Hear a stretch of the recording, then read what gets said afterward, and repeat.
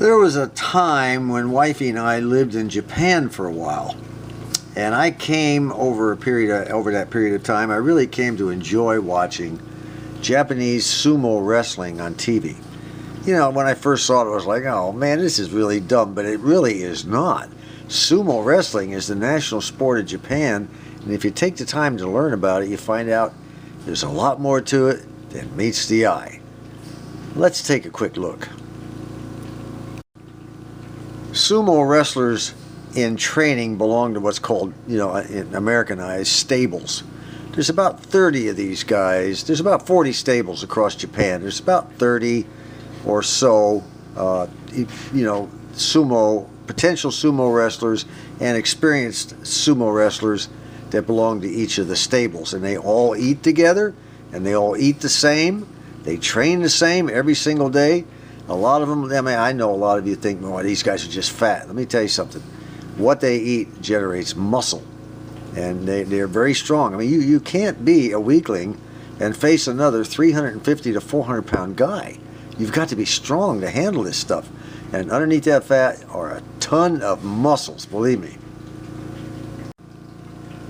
Now, as I've said, they train together. This is one of their stable training areas. And over here you can see some of the lightweights. And speaking of weight divisions, there is the light, the middle, and the heavyweight. And they also have a undesignated weight class where just about anyone can participate. And also women, believe it or not, in the undesignated weight class. It's very civilized, which is what I like about it. It takes a lot of training to become a sumo wrestler. Not only do you put a lot of weight on via the regimen that you eat, but when you're all done sumo wrestling and you get out, you have to go on another diet to bring you back down. And it's very stressful on the body if you do not. Now, these gentlemen eat 10 times a day, about 7,000 calories. They eat about 10 bowls of rice, and along with rice they eat something called chanko-nabe. And that's what this video is all about. This is your typical sumo wrestling match, and a lot of people participate. It almost looks like a UFC cage fight, doesn't it? Thousands of people show up for these things. And there's only one basic rule concerning sumo. The bottom of your feet, anything other than the bottom of your feet that touches the floor, you lose. Anytime you get put outside the ring by your opponent, you lose. So the object here is to stay on your feet. Don't let any other part of your body hit the deck. If it does, it's over. And people really honor these guys for the sacrifice they put up. Almost all of them are unmarried. It's quite a profession. They make about maybe $8,000 a month to be a sumo wrestler after they've trained for it and everything. And of course, they're heavyweights that have been around for a long time and have tremendous reputations and a lot of wins under their belt. They make a lot more, but they do make a lot of money in doing what do you call endorsements, commercial type stuff. They're highly revered in Japan, and I just really liked it. Now, for anyone interested, this is a match that recently took place in January of this year. This guy's name here is Enho Akira. He's a Grand Sumo, and he only weighs 216 pounds. Yeah, he's 25 years old. He's going to be going up against these really, really large heavyweights. He does an amazing job. Now, he loses some, yeah, he wins some, but he's a smart fighter, but he's a lightweight as compared to all the rest.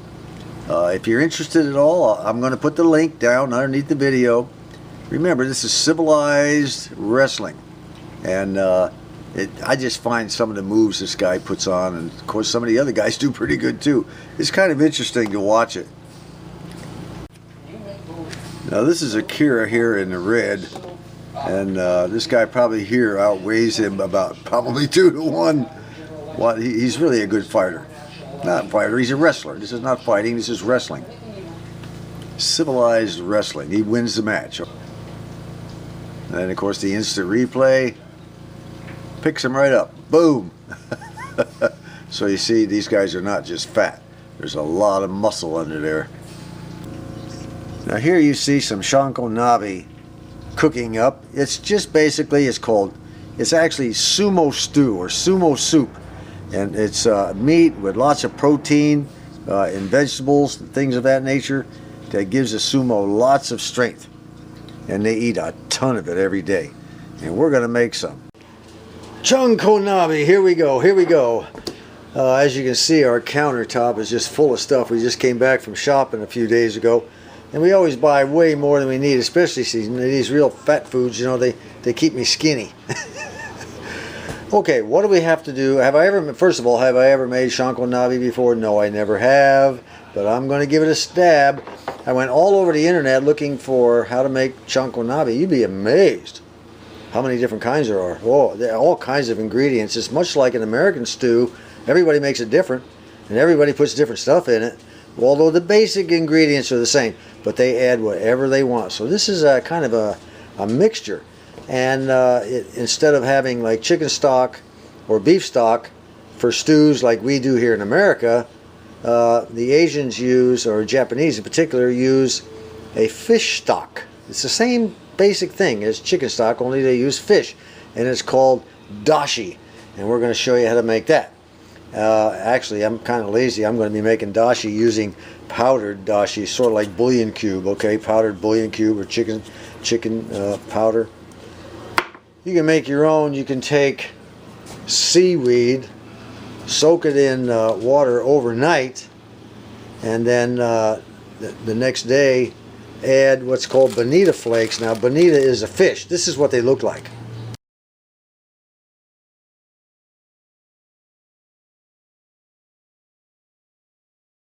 Now they take that fish and it's a member of the tuna family, and they fillet it and then dry it and shred it up into what they call shaved bonita flakes. And you take that and you mix it with the broth created from the water and the seaweed overnight. You let that smoke and you cook it in a pot and everything. It makes a really nice stock, just like you would if you boiled down chicken. But we're not going to do that. I'm lazy. I'm going to go ahead and use this handashi. Here's a different kind of handashi too. Bonita soup stock. You can get them in powdered. You can get them like this in a box. You know, I think there's even a paste dashi that you can get. It's sold under the name handashi, but it's actually dashi. Okay, and we're going to go ahead and go down the list here. I'll tell you exactly what I'm going to use. This will probably be a somewhat long video, but I'm hoping it'll turn out the way I want it. All right, we're going to have some carrots. Usually I use big giant carrots, but it's just me. The wife, I don't think, is going to eat any of this, so I bought the small ones. And I'll cut them up into small pieces, probably lengthways, make slivers out of them, make them cook a little faster. We got to have some soy sauce. Yes, we do. We got to have some sake. Now, I don't have any sake. I thought I did, but I don't. That's maybe why I bought this white cooking wine instead. Sake is made from rice. This is not. We're going to try to fake it. All right, and mirin. Now mirin is a sweet cooking rice. It's a rice wine mixed with sugar, and Kikkoman sells it under the name aji mirin, but it's actually just mirin.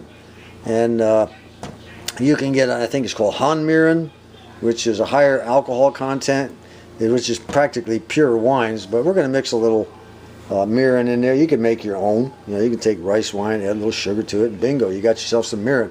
But I like this. It was already in a bottle. I'm going to use it.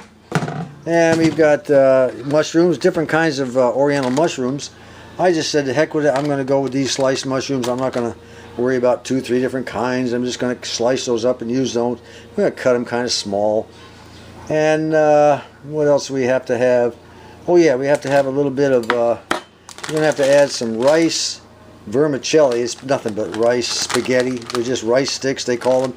We'll soak them in boiling hot water. Just soak them until they get nice and soft, and then we'll throw them in with the rest of the chanko-nabe. And then minced chicken. Now you can take beef, you can take minced chicken, you can take all kinds of meats, whatever you like. I decided what I'm going to do is take turkey bacon. I'm going to chop it all up in a really, really kind of a mushy type of deal. And then I'm going to mix it with egg and form it into balls, and when the soup begins to boil and everything, we'll drop a little blob in here, there, and everywhere. And it'll make nice little you know, cooked turkey bacon balls, maybe about that big. But that's the plan. You can use chicken though, you know, you can do it any way you want. We have to have Napa cabbage, which is here. We got to cut this up. We're going to be slicing that up and throwing it in there. I got a big one and a small one on the outside. I better get some of that off there. It's beginning to turn. But I'm going to chop that up. We're just going to cut it in wheels. I'll show you how to do that. Green onion. We're going to have to throw a little green onion in there. Keep in mind, I'll repeat it again, you can put anything you want in this chanko-nabe, which is nothing more than sumo stew, sumo soup. What else have I got here? Oh yeah, tofu. Gotta have tofu. The purpose of this chanko-nabe is to create a protein dish. Tofu, which is soybean curd. It comes in soft, semi-soft, and firm. You want to use firm for this because I got to cut it up into blocks and throw it in there, and you don't want it to just fall apart everywhere and turn into like mush or anything. And let me see, what else have I got to have? Let me go down the list here. I want to make sure we cover it all, and then as I do it, you'll know why, because it's on the list. The mushrooms I already talked about. Some salt and water. 3 cups of water. So let's get started. I'm going to take 3 cups of water. I'm going to put it over here in this Dutch oven right here. We're going to be cooking it inside this Dutch oven. It's a small pot, big enough for just me. And as I said, it'd be easier to dump it out in the woods if it turns out like crap and let the animals eat it, because it's got a couple of handles on it. Hopefully that won't happen. I'll be seasoning this to taste and stuff like that. So let's get started. Well, here's what we've got so far. We've got 2 tablespoons of soy sauce, 2 tablespoons of sake, 2.5 tablespoons of dashi powder, 2 tablespoons of mirin. And then I've chopped up some mushrooms and carrots, you know, the way I want. I just cut them up in little pieces. A lot of these folks that they cook, they throw whole mushrooms in, but I didn't buy whole mushrooms. I bought sliced, and then I just kind of sliced them again. And I'm not a big carrot fan, so we're not going to put a ton of carrots in, but I don't like eating them whole after they've been cooked. I love raw carrots, but I kind of cut them in slivers, not really thin slivers, but you know, small enough that they'll be okay to cook. And this is our minced meat. Now I've chopped up all of that bacon, and I'm going to take this egg, I'm going to put it down in there and then mix it all up, make a paste out of it. Then I've got to cut up our Napa cabbage. I'm just going to cut it in wheels all the way. I'll straighten all this up so we have a straight line set up, and then just cut all the way through. So that'll be in there. And then the tofu, I'll be cutting that into chunks. I'm not sure how much I'll put in. Maybe, I don't know, maybe 1/3 of a package, maybe that much down. And then I've got some scallions that I'm going to be slicing, and I'll put those on top of this. We'll just throw all that in at the same time. Well, that's about it. I've got the Napa cabbage sliced up, and the tofu is cut to the size I want. Not very large, you know, just a little block about like that. You can cut any size you want. You can cut it in half if you want. But you got to have that firm stuff, so when you put it in the boiling water. Now the water actually will be simmering by the time I put this in. Yeah, you don't want it to be rolling boil. It will tear it apart. This is the smoked bacon. This is going to be an interesting trial. I added, after I put the egg in, I stirred it around. I added some flour to help thicken and hold it together. I don't know, it may just fall apart into the brew. If it does, who cares? You know, it's going to be there anyway. It is turkey. Now you can use pork, you can use chicken, you can use beef, you can use turkey, you can use anything you want. You can put hamburger buns, hamburger rolls, and sausage, make sausage balls, whatever. You know, you can take ready-made meatballs out of the freezers in the stores that they sell for spaghetti and whatnot. You can throw that in there. This is a stew. This is a you know, a you make it type of thing using Oriental or Japanese seasoning and everything. Now this is rice noodles here. I'll be putting, this is just, looks like little thin spaghetti. They call it rice sticks, but it's just actually rice. It's like spaghetti made out of rice. I'll be putting some boiling water on that and let it sit until it gets nice and soft. And then we'll be throwing that into the mix. And the last thing I have to cut up is I've got to cut up some of these scallions. And once I make a little more room here, I'll get that done. And we're just about ready to start boiling water. Okay, here we go. We're going to add the soy sauce to it. We're going to add the sake, the mirin, the dashi powder. All that goes in. That's the mirin there. And here's our dashi powder, like so. And then you're supposed to, you know, salt, mix it up and then salt it to taste. I've got it on kind of a minimum boil right now. I'm going to stir that around, and then we're going to go ahead and add salt to my taste. You do it to your taste. By the way, this recipe is from YouTuber Irwin Lee. Now, I don't know if that's her real name or not. Irwin Lee. And the reason I selected her recipe above all was because it seemed to be the easiest and the most simple one to do. This is my first try. I didn't want anything super complicated. So let me taste it and see if we can get a little salt in there. Well, I'll tell you what, that sure smells good. I didn't expect it to smell quite so good. But it is as salty as I want to make it. And I'm going to add the onion, the carrots, and the mushrooms all in there at once. I'm not going to waste any of these mushrooms. They're not cheap. They should be, but they're not. And then we'll stir this baby around. Start this stuff a boiling just a little bit higher. It's looking pretty good so far. I can't believe the smell. I did not expect that smell. Let's see what's next. Well, I must be doing something right. Even wifey said it smells good. Okay, our little rice. Now, I'm not sure how much quantity of this to put in. I just kind of swagged it, you know.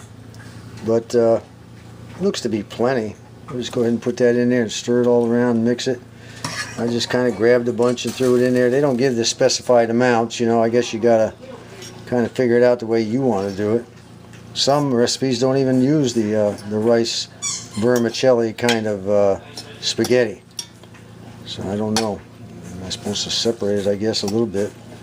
Try to get it somehow separated, but boy, I'll tell you, that stuff smells good. Alright, now comes our Napa cabbage. Our shredded Napa cabbage. Not really shredded, but... And we'll go ahead and throw some of this tofu in there. Get that all in there. Just kind of mix it around a little bit. Not much. I don't want to tear up that tofu. And we're going to bring it to a little bit more of a boil. Once that Napa cabbage boils down a little bit, it'll make a little more room. So let's go ahead and bring it up just a little bit on the boil. And we're going to boil this thing for about 10-15 minutes. And in a couple of seconds, I'm going to try to make some of those meatballs, little meatballs out of this turkey mess here. I hope it works. But first, I got to bring this to a slow simmer, so when I drop them in, it'll kind of stay together and sort of cook real quick on the outside. I imagine I could stick them in the microwave and cook them on the outside, but that would be cheating. You know, I want to kind of do this the right way. I want to be a sumo wrestler. This is what this is all about. Our youngest grandson wants to be a cage fighter. I'm going to be a sumo wrestler. Yeah. Now, poor old Irwin Lee, she's probably saying, I can't believe he's associating my name with that slop he's baking. Hey, I'm doing the best I can, Irwin. And of course, we can't have chanko-nabe without some rice. So the rice is on. As soon as it gets done, we'll be about ready to eat. I decided to add some bacon powder to this mixture of meat so it would help it cling together and stick together.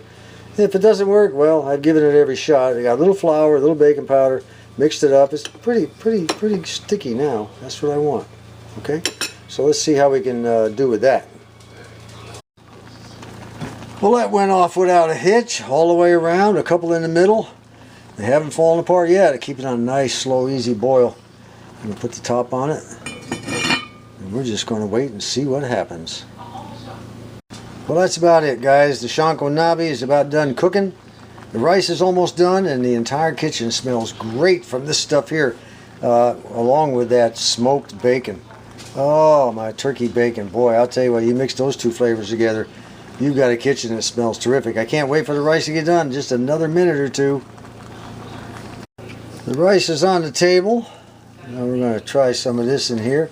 I'm really hungry, I'll tell you, I really am. I'm going to get some more of them vegetables, a little less of that meat.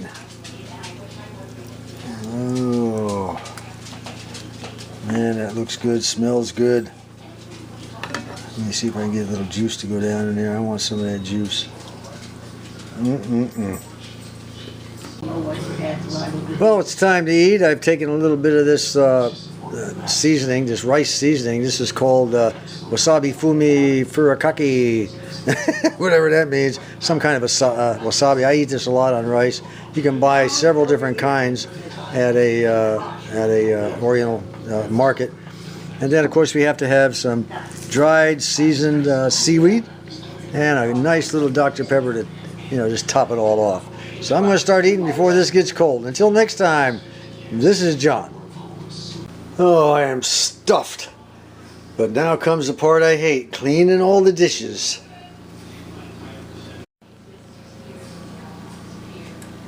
Oh, man, that's hard.